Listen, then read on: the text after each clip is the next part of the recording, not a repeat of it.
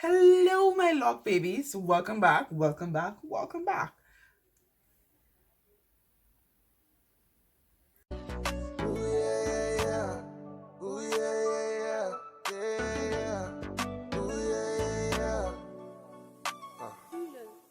So here you have it, 10 frequently asked questions about my locks, part 2. Yes, there was a part 1 that I did almost a year ago, and those were the most popular of the frequently asked questions. But like I said, it's been almost a year since, and I've got more questions. Some of those are the same, some new ones, and I did a poll on my Instagram as well, asking individuals to ask me some questions, so I'll have some reasonably good questions for you guys. Said questions a lot, didn't I? Yeah. Anyway, let's start. Question 1. What do you hate about your locks?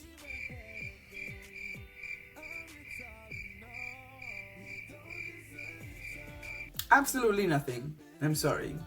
There's nothing that I hate about my locks. Like, no, I mean, ooh, I don't know what to say. No, just nothing. Nada. Zilch. Zip. How do you say nothing in like French? Niet. No, that's what. Niet. Russian? Niet.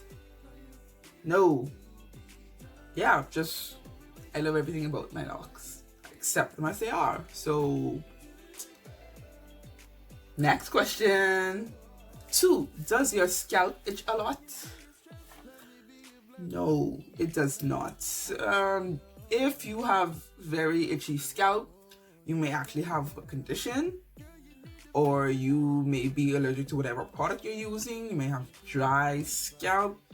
That's something you should like get looked at. Like, seriously, yeah. Scalp's not supposed to itch excessively. So yeah, check your products.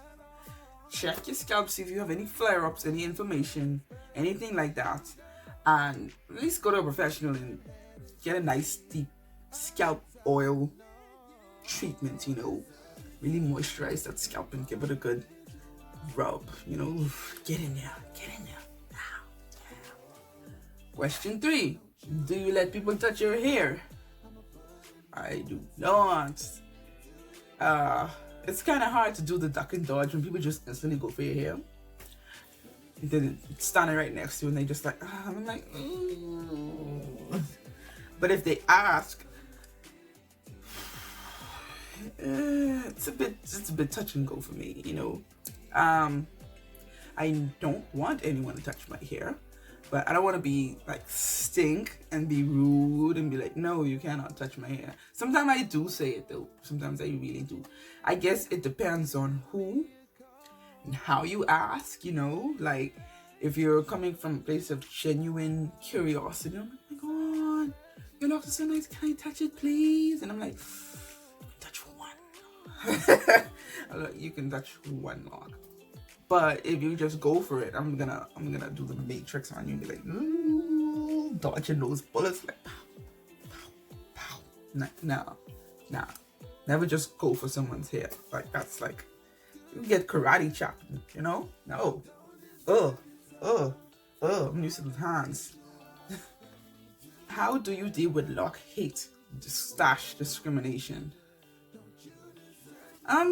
I don't, because here we don't really have lock hate discrimination. I'm in the Caribbean, in Bahamas, so a lot of people here have locks.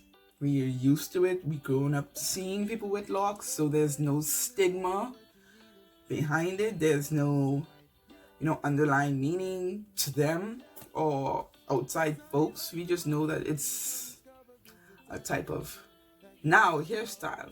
Back then it was a lifestyle, but now it's common. So I don't have to deal with any hate or discrimination whatsoever. So thank God for that, because I don't know how I would actually deal with it. I probably would just ignore.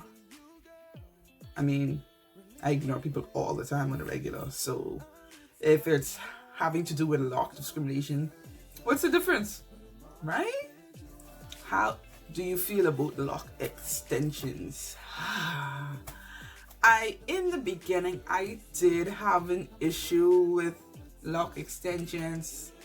I used to feel like those people were cheating, you know, the whole process, and it used to be like a real thing for me. I never would verbalize it. I never would express it. I never saw someone with their lock extensions or saw it online and comment and be rude and anything like that. It just was like in my mind, like, how dare you skip the process? The most important step, which is loving your hair every step of the way. But anyway, yeah, I was like that. I gotten over that. I'm just like, it's not my hair. I don't give a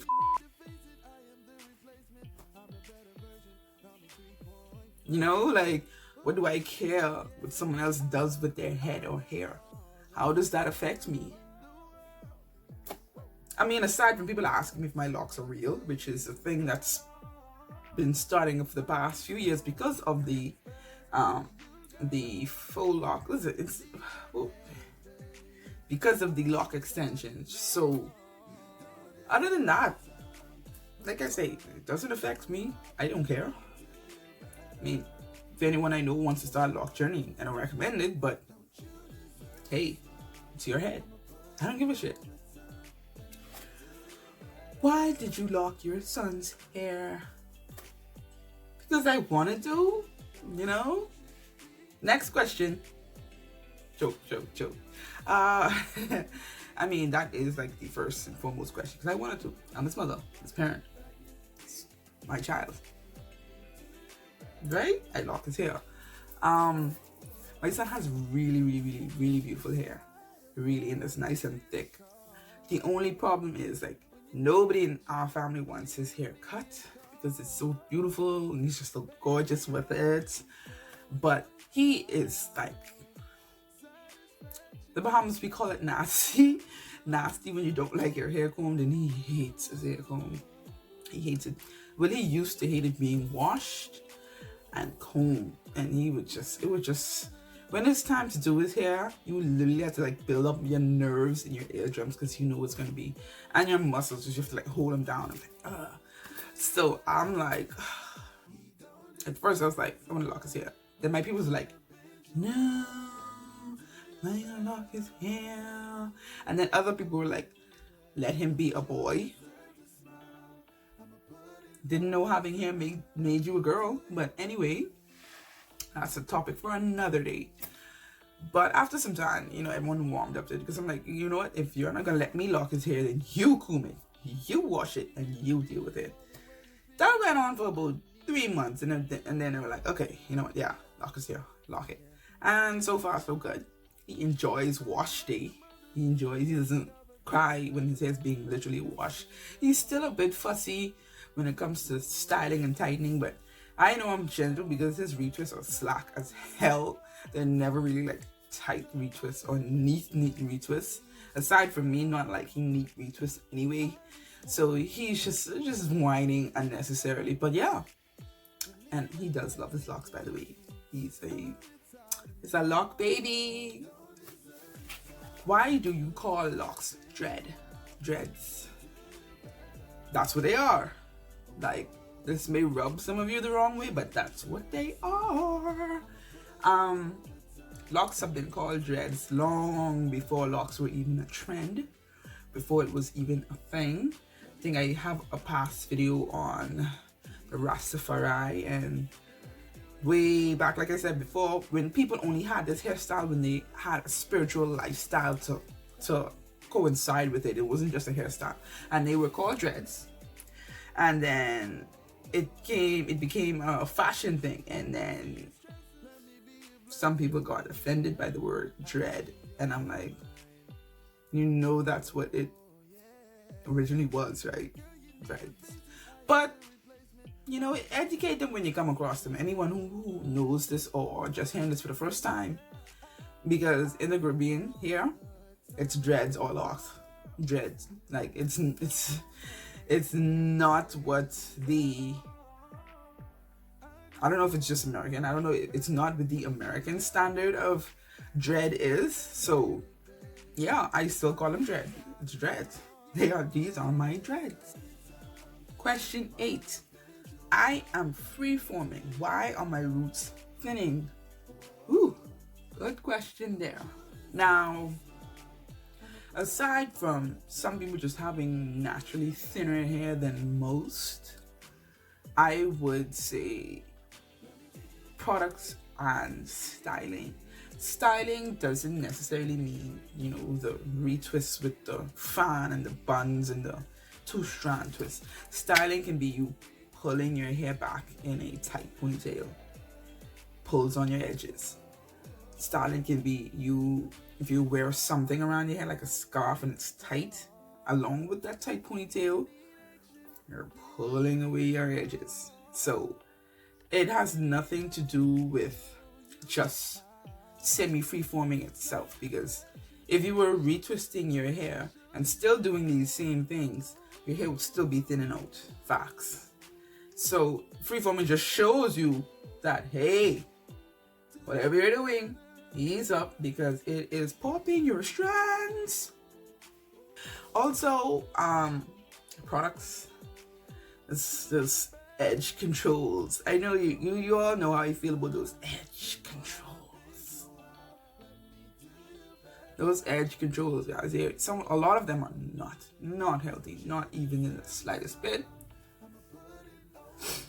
They are designed to sleek down, but not, give nutrients or hydrate or anything beneficial to your edges. So if you're caking on the product, even if you're washing them out, caking on the edge control and pulling your hair back, those products do wear away at your hair eventually.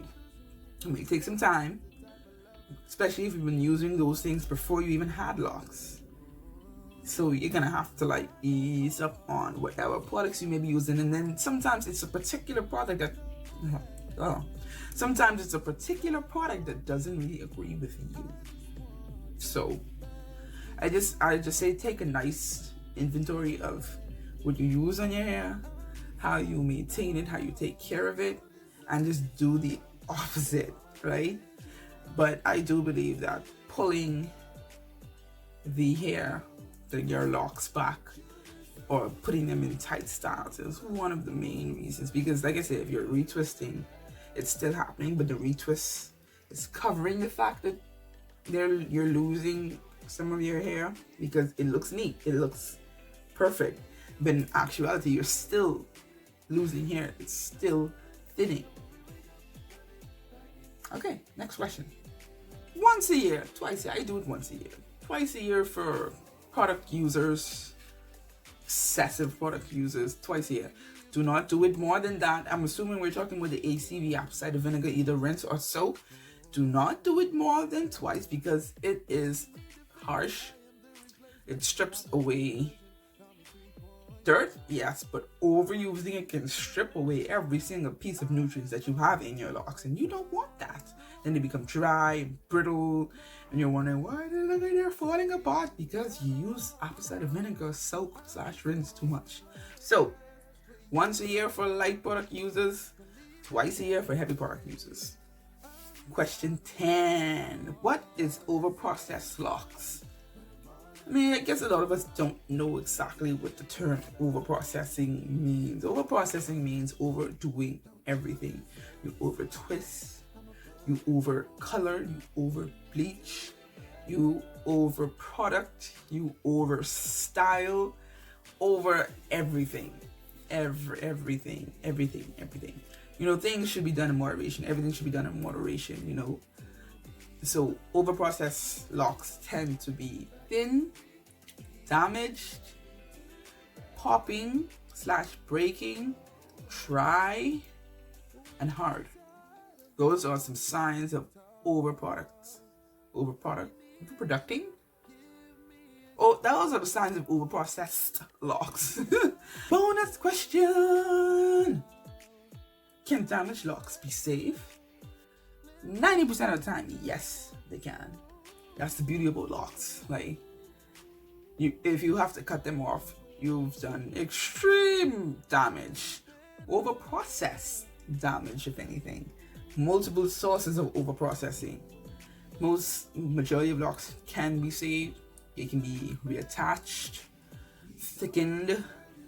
If you have some damaged locks, 1 or 2 damaged locks, it's probably not worth, and you have like majority of healthier locks, it's probably not worth just cutting off all of your locks unless you're like a super OCD-ish kind of person who's like one flaw is gonna make you like lose your shit. Like, oh my god, I have one lock, oh my god, it's horrible, I just want to cut it all off. You know, if you're that kind of person, yeah. But if just one lock, like, you can go to any loctician and they can more than likely repair, fix, replace, you know. So there you have it.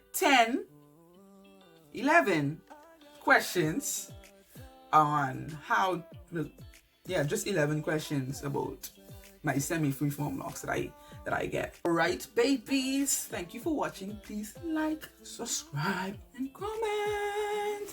Love you, bye-bye.